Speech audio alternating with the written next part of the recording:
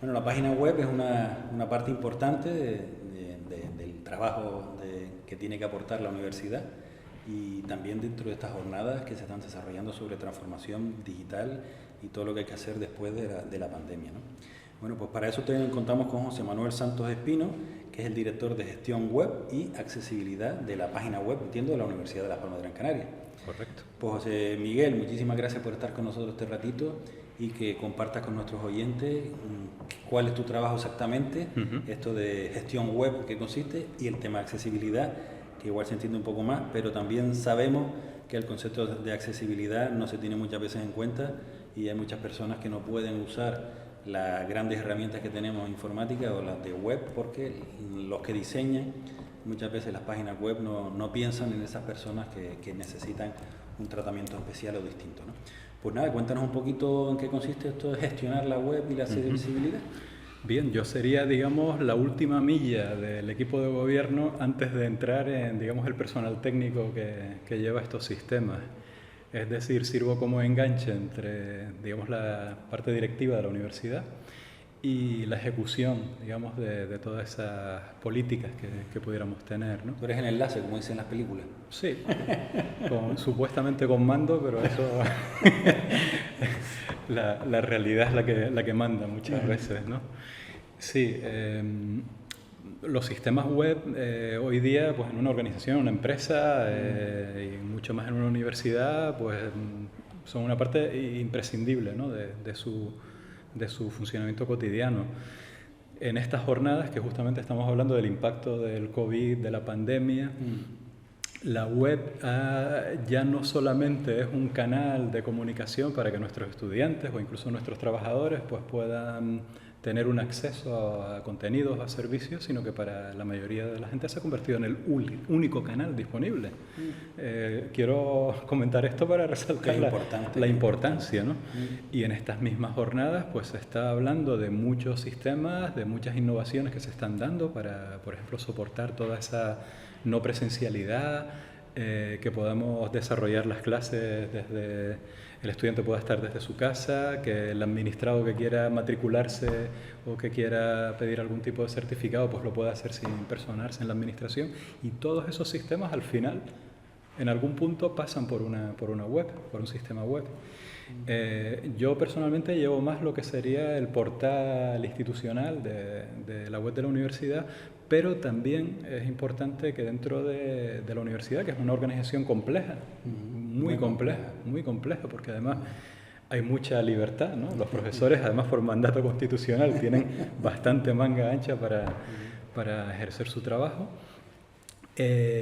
Así todo, pues tenemos que preservar unas ciertas políticas, una cierta unidad de estilo, por ejemplo la accesibilidad, que es una cuestión que se ha convertido en un mandato legal, que cada año que pasa pues se va reforzando y van apareciendo nuevas... Que es lógico además, ¿no? Es lógico porque todas las personas, todos los ciudadanos tenemos que tener el mismo derecho de poder acceder a la información que está publicada en la web, ¿no? O sea, tiene que ser evidente, ¿no? Y es una tendencia, además muy, yo creo en toda Europa, ¿no? De hecho, no en vano, todo esto son directivas europeas, una tendencia en general para que la relación del ciudadano con la administración pública pues sea lo más accesible posible y donde haya la menor cantidad de barreras, pero no estamos hablando solamente de barreras físicas. Mucha gente conoce la accesibilidad, o los que tenemos familiares o que en persona propia pues tengamos limitaciones físicas, sabemos que la accesibilidad es algo importante en la edificación, poner rampas, etcétera, pero también en los servicios digitales la accesibilidad es importante. Por ejemplo, si nosotros diseñamos una web donde todo nuestro contenido está basado en imágenes, vamos a poner, y en esas imágenes hay texto, una persona que, por ejemplo, sea invidente y que lo que tenga sea un lector, un software que le lee el contenido de la página, lo que le va a decir en esa zona donde hay contenido, le va a decir, mira, aquí hay una imagen, no sé lo que es, pero hay una imagen. Es un ejemplo aparentemente muy tonto, pero que hay una población, que seríamos en este caso todos los invidentes, que va a tener una limitación para conocer qué contenido tiene esa página. Pero sin entrar en esos casos, que a lo mejor uno podría pensar que son extremos, todos nosotros en algún momento de nuestras vidas vamos a tener algún tipo de limitación sensorial que nos va a dificultar, por ejemplo, leer textos con un tamaño de letra muy pequeño o A con un cierta nivel edad, de... todos vamos a Sí, sufrir eso. sí, sí. Bueno, yo estoy acostumbrándome todavía a las gafas, ¿no? Después de muchos años sin ellas, ¿no? Y nos pasa a todos, ¿no? Y el contraste también. O sea, si tú pones texto negro sobre fondo rojo, pues se lo estás poniendo muy difícil al usuario. Duele, ver eso duele. Duele. No, aparte, bueno, eso... ya si entramos en la estética, podríamos escribir un libro, ¿no? De atentados contra la estética. Y mira, también quería añadir un elemento de accesibilidad en el que muchas veces se habla poco, aunque a veces tiene cierta cobertura en los medios, pero que también es importante, y es la accesibilidad del propio contenido, del propio texto. Hay textos que para muchas personas son ilegibles, pero no porque estén escritos con un tamaño de letra, sino porque no se entiende lo que pone, porque utilizan a lo mejor un vocabulario administrativo tan farragoso y una terminología técnica que solo entiende el que lo escribió y sus 4 amigos, y que a lo mejor va destinado a población de, yo qué sé, segundo de bachillerato para explicarles cómo es a lo mejor pues el espacio de titulaciones o no sé, cualquier tipo de contenido que sea de interés para ellos, y a lo mejor resulta que no lo entienden, pero porque no es, nadie se ha puesto en el lugar de ese lector para acercar el lenguaje utilizado, a lo mejor bajar un poco el nivel de precisión si quieres, y que a lo mejor, oye, bueno, es que este concepto legal hay que ponerlo así, bueno, pero se puede contar de otra manera, ¿no? La accesibilidad también es eso. No solamente la cuestión sensorial o la cuestión... Hemos impartido formación de oratoria y de comunicación escrita a personal investigador de la universidad recientemente, y un poco ese es el planteamiento, ¿no? O sea, si quieres llegar a la otra persona, primero analiza quién es, nosotros decimos cliente, ¿no? Que no sea el cliente en el concepto económico, ¿no? Sino quién es el perfil de tu cliente, qué intereses tiene, cómo se relaciona, y a partir de ahí escribe lo que tengas que escribir, pero pensando en que lo va a leer esa persona, no que te va a satisfacer a ti en tu estructura, no, lo tienes que pensar para que la persona que lo vaya a leer lo entienda y lo disfrute también, porque si no, ¿qué sentido tiene, no? Exacto, porque al final, bueno, estamos hablando de la web, pero en general cualquier servicio de una administración pública, pues por su propio nombre es un servicio que estamos prestando a alguien. Entonces tenemos que, en primer lugar, pensar en el destinatario de ese servicio, ¿no? Y bueno, ese concepto amplio de accesibilidad pues abarca todos esos frentes, ¿no? Y hay que tenerlos en cuenta, y un poco tú lo que te encargas es a la hora de un poco el planteamiento estratégico de la web, y un poco con el futuro, y un poco, oye, pues eso, accesibilidad, vamos a profundizar un poquito más, vamos a analizar esto que a lo mejor se nos ha quedado atrás, es un poquito, ese es el planteamiento. Sí, hay que jugar un equilibrio entre un montón de factores, ¿no? En primer lugar, no puedes centralizar este tipo de decisiones, ¿no? Por ejemplo, imagínate, definir una especie de guía de estilo norcoreana, que todo el contenido tiene que pasar por un gabinete de comunicación y lo valida solo una empresa pequeña, una organización pequeña puede servir, pero en la universidad que tenemos 2.000 y pico trabajadores, de los cuales 1.000 y pico producen contenido porque son investigadores, son docentes, no podemos entrar en ese tipo de dinámica. Incluso que creo que sería hasta contraproducente para la creatividad un poco de la investigación, ¿no? Porque si lo cuadriculas tanto, al final también restringes también un poco el proceso, ¿no? Sí, exacto. Pero siempre puedes llegar a unos elementos mínimos, por ejemplo, precisamente es el concepto clave quizás de la charla que he dado ahora, que es el de la identidad digital. La identidad que tiene tu empresa, tu corporación, tu institución en el mundo digital.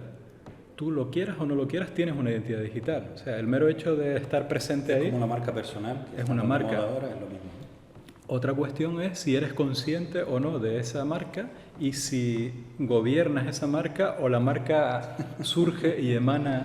Entonces, o lo peor, que tú pienses que tienes esa marca y resulta que el mercado no te asocia a la marca que tú piensas que tienes, sino a otra completamente distinta, que suele ser peor además.